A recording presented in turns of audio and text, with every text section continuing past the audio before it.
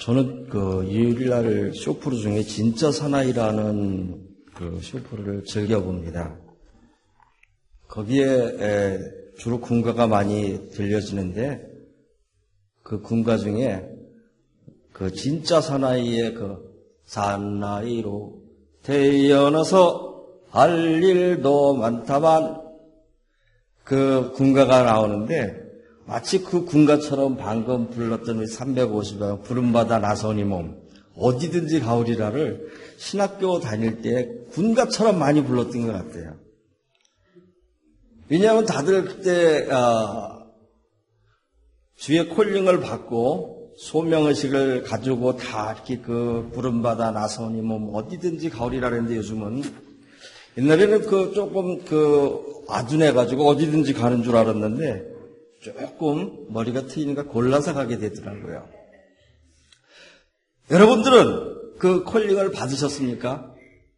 처음 제가 신학교에 입학할 때쯤만 해도 콜링은 목회의 길을 가는 사람들만 콜링을 받는다고 생각을 했었어요.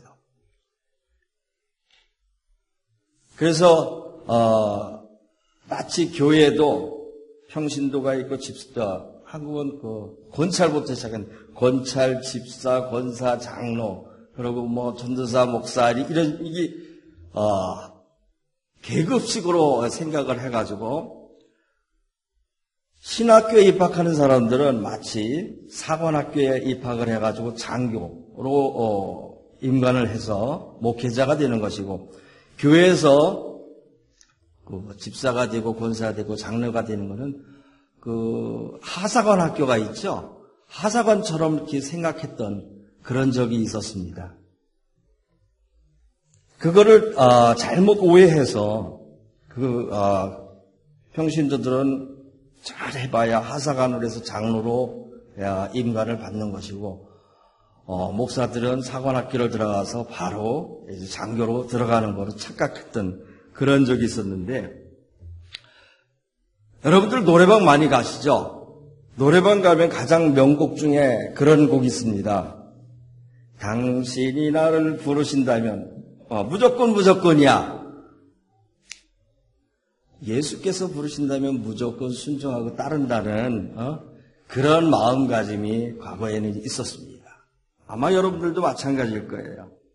근데 그 콜링에 대해서 왜 콜링을 받았는지를 이해를 못한 적이 참 많았었던 것 같습니다. 왜 여러분들은 주님께서 불렀을까요? 저 같은 경우는 그런 제가 고등학교 2학년 때 저희 시골에서 부흥회를 했었는데 당시에 가장 유행했던 것 중에 하나가 예언기도니 뭐 막 그런 집회, 은사 집회를 많이 했는데 당시에 저희 집이 굉장히 좀 어려웠었습니다.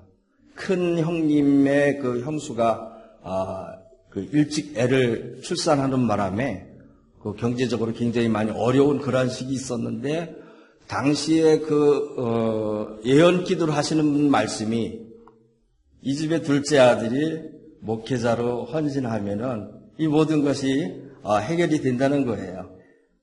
제가 또 그 심청이 같은 마음이 있어가지고 신학교를 입학을 했는데 뭐 지금까지 여전히 그런 것 같습니다. 또 어떤 사람은 왜 교회를 다니기 시작했냐면은 예수 믿고 복 받는다, 부자 된다는 것 때문에. 당시에 유행했던 그 설교는 누가 하나님께 이렇게 순종했더니 복을 받아서 이렇게 집을 샀대더라, 기업이 이렇게 커졌대더라, 아니면은 죽을 병에 걸렸는데 예수 믿고 병이 낫대더라. 그것을 잘못 오산했던 그런 기억이 납니다. 근데 오늘 본문에 보면은 예수님이 제자들을 콜링을 하는데 사람을 낚는 어부가 된다고 그것을 시켜준다고 주님은 콜링을 하는데 제자들은 자기의 모든 것을 버려두고 예수를 쫓는 그런 모습을 보입니다. 우린 전도를 많이 해봤습니다. 노방전도도 하고 마켓 같은 데서 전도지를 나눠주고 또 우리도 옛날에는 그렇게 열정적으로 했음에도 불구하고 요즘 그 예수천국 꽝꽝 뭐 그거 하시는 그 북치고 다니면서 하시는 분들 보셨죠? 그렇게 해야 되는 줄만 알았습니다. 왜? 그것이 저 하늘에서 가장 상급이 크기 때문에. 어려서부터 교회에서 가장 하나님 나라에서의 큰 상은 전도의 상이라고 귀에 못이 박히도록 들어왔던 기억이 납니다. 왜 저 하늘에 그런 소망을 갖게 됐을까요? 이 현실 속에 있게 되면 불편합니다. 주님이 늘 우리와 함께 한다면. 예수를 저 하늘에 승천을 시켜두고 많은 기독교인들이 예수를 함께 하는 것이 아니라 저 하늘에 가둬놨다는 것입니다. 저 하늘에 가둬놨기 때문에 바로 우리가 그 콜링에 순종하지 않아도 돼요. 내일 다 해놓고 죽을 때 예수 믿으면 천국 간다는 그런 말이 나오듯이 많은 사람들이 그러한 신앙을 갖고 있다는 겁니다. 지금까지 교회는 마찬가지로 저 하늘에 예수를 가둬놓고 천국이라는 명분 하에 교인들을 무릎 꿇게 했습니다. 이 말에 순종하면은 저곳에 당신들의 맨션이 지어지고 있고 저곳에 여러분들이 원하는 모든 것들이 다 있다고 하면서 그 명분하에 기독교인들을 무릎 꿇게 했었습니다. 무지했던 그 시절에는 그 모든 것들이 통용이 됐습니다. 그러나 이제는 성경을 보게 됐고 이해하게 됐고 주의 뜻이 주의 콜링이 저 하늘에 있는 것이 아니라 바로 이곳에 우리와 함께하는 당면한 그 과제에 동참하기를 원해서 주님은 우리를 부르고 있다는 사실을 알게 된 다음부터는 많은 사람들이 교회의 그러한 설교 말씀을 외면하고 밖으로 나가게 됐던 것입니다. 여러분 뉴스를 듣다 보면은 깜짝깜짝 놀라는 그러한 일들이 많이 있을 겁니다. 유럽의 많은 교회들이 교회가 교회 같은 역할을 하는 것이 아니라 관광객들의 관광지로 변했다는 그러한 이야기. 유럽 이야기뿐만이 아니라 이제 미국에 있는 많은 교회들도 젊은이들이 교회를 떠나가고 있다는, 여러분들이 보시다시피 이 교회도 굉장히 한때는 잘 나가던 그러한 교회였을 겁니다. 그러나 우리의 현실과 맞지 않기 때문에 많은 사람들이 교회 밖으로 나가게 됐던 겁니다. 왜? 하나님은 늘 저 하늘에 있었기 때문에, 예수님은 늘 저 하늘에 있었기 때문에 가까운 주먹이 무서워서 세상 속에 빠져들게 됐다는 것입니다. 지금까지 모든 기독교에서 예수의 부름에 예수를 따른다 혹은 제자 삼는다 이런 것이 교회 생활에 가장 대단히 중요하게 생각해 왔었습니다.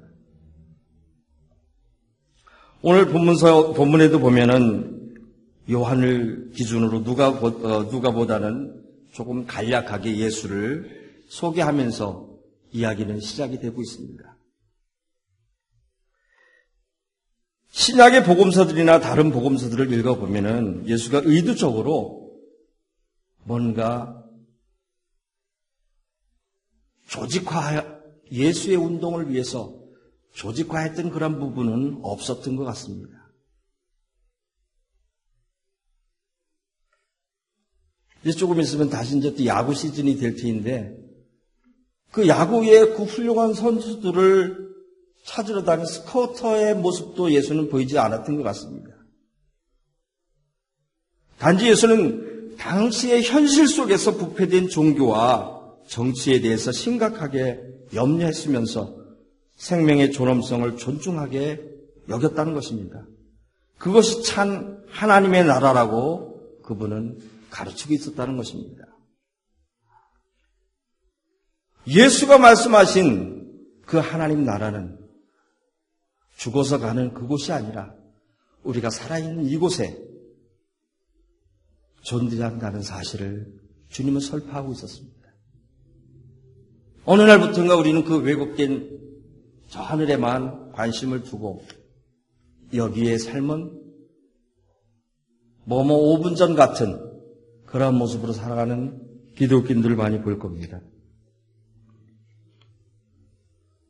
마가 공동체는 히브리 전통의 예언자들의 전승 속에서 예수의 목회와 요한의 목회를 연결하는 그런 모습을 우리는 1장에서 볼 수가 있습니다. 예수의 운동은, 예수의 하나님의 나라 건설은 동떨어진 것이 아닙니다. 과거서부터 전해져 내려가는 그 전통 속에 바른 모습을 보게 됐다는 것입니다.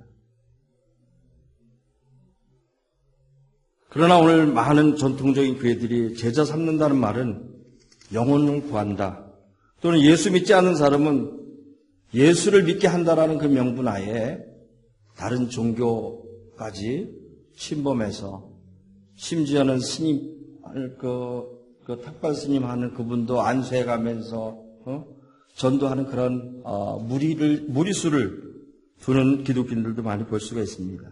뿐만 아니라 교회까지 와서 전도하는, 옆에 교회 전도해오는 그런 사람도 있습니다.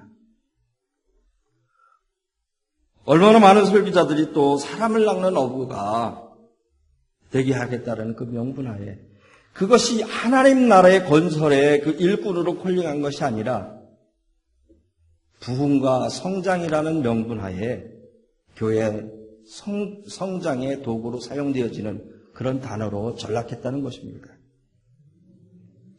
많은 기독교인들이 이 은유의 말씀을 잘못 해석하고 있었습니다. 전도는 저 하늘에 가기 위한 것이 아니라 바로 이곳에 하나님 나라를 건설하는 것이 있다는 사실을 우리는 잊고 있었다는 것입니다. 전도는 세상의 복음과 세상의 가치관과 구분된 예수의 복음을 전하는 것이라고 이야기하고 있습니다.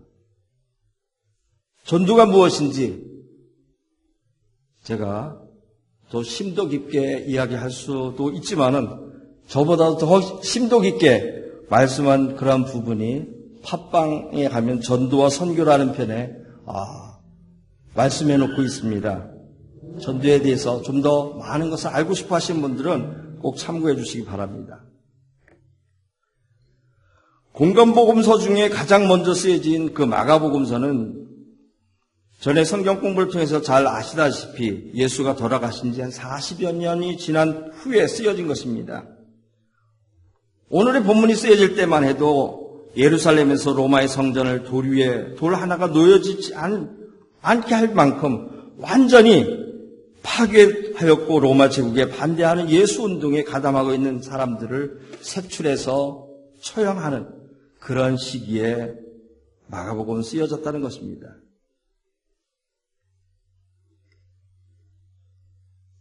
이렇게 성서를 재해석하는 것이 이상하게 우리는 들릴지는 모르지만은 어색한가 그제 2012년 도에 미국의 빈부격차 상위 1%의 1% 중에 1%인 사람들의 수입이 하위 90%인 사람들과 같다는 것입니다. 그 격차는 상위 1%인 사람들은 3,100만 불을 수입이 있는 반면에 하위에 있는 사람들은 39,000, 얼마스 4만 불 정도밖에 안 된다는 거죠.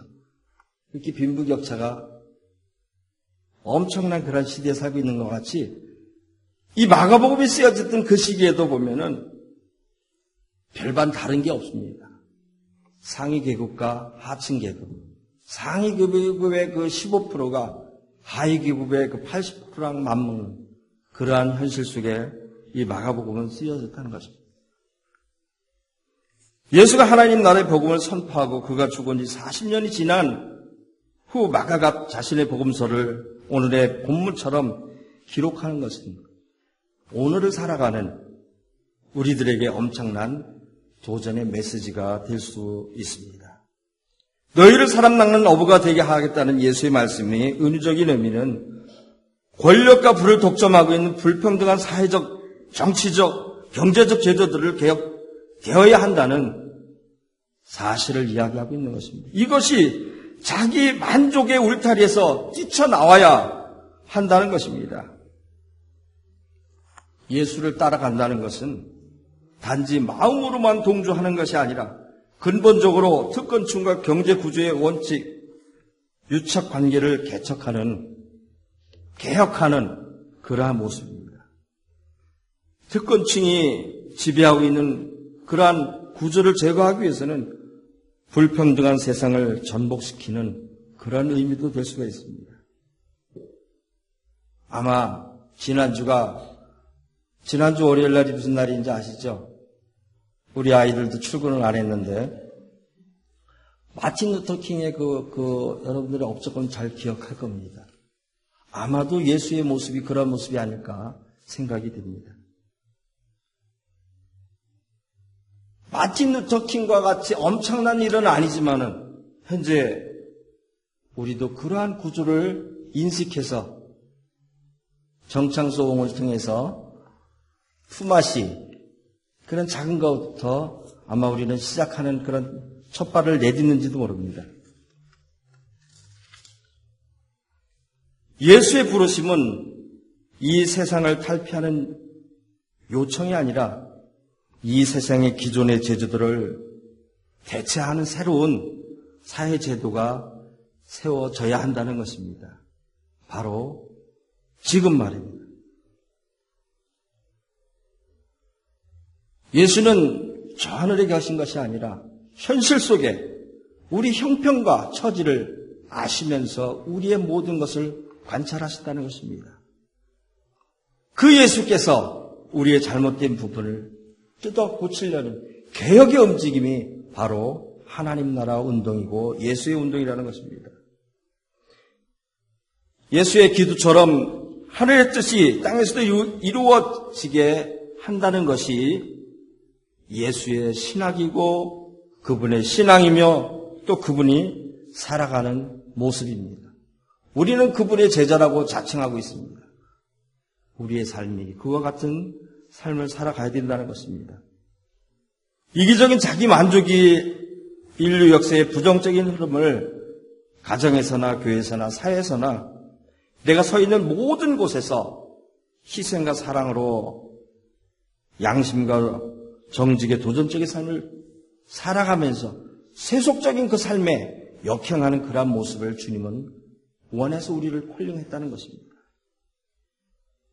오늘 우리 기독교는 이기적인 자기 만족으로부터 벗어나서 새롭게 일어나는, 그래서 성서를 새로 읽는 게 아니라 성서를 아무리 읽어도 올바로 읽지 않으면은 그것을 깨닫지 못한다는 것입니다. 성서를 올바로 읽고 하나님과 생명에 대해서 올바르게 생각하자는 것입니다. 갈릴리 예수가 사신 것처럼 사는 것만이 바로 이 교회가 살아갈 수 있는, 존재할 수 있는 그 이유라는 것입니다. 오늘 우리는 총회를 앞에 두고 있습니다. 그러면서 다시금 우리는 우리 교회의 모습을 아마 여러분들 일주일 동안 고민하며 사셨을 것입니다. 왜 우리 교회가 기도하셨던 것처럼 많은 교회들 중에 또 개척을 해야만 하는가를 다시 한번 생각해 보시기 바랍니다. 여러분들을 콜링해서 새길교회가 있게 하신 주님이 원하시는 것이 저 하늘의 소망을 두고 우리의 부와 건강을 축적하기 위해서 교회를 세웠던 것인가? 아니면은 그분의 하나님 나라를 위해서 예수 운동에 우리가 참여하기를 원해서 우리 교회를 세우셨는가를 다시 한번 여러분들이 생각해 보시기 바랍니다. 그 새길교회가 주님의 예수 운동에 참여하는 그 장이라면은 그 새길을 걷고 있는 나는 또 어떠한 모습으로 주님께서 콜링을 하셨는지 생각해 보시기 바랍니다.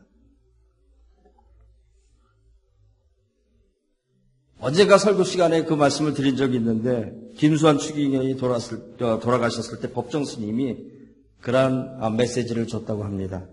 하나님을 말하는 이가 있고 하나님을 느끼게 하는 이가 있다 하면서 그 김수환 추기경을 이야기했던 적이 있었는데 바로 여러분들이 하나님을 느끼는 여러분들을 통해서 예수의 모습을 발견하고 예수의 운동을 바라보면서 함께 여러분의 손을 잡을 수 있는 그러한 세길교회 교우와 교회가 된다면 우리 교회의 존재 목적, 예수의 콜링, 예수의 부름에 그런 올바른 따름이 이루어진다고 저는 생각을 합니다.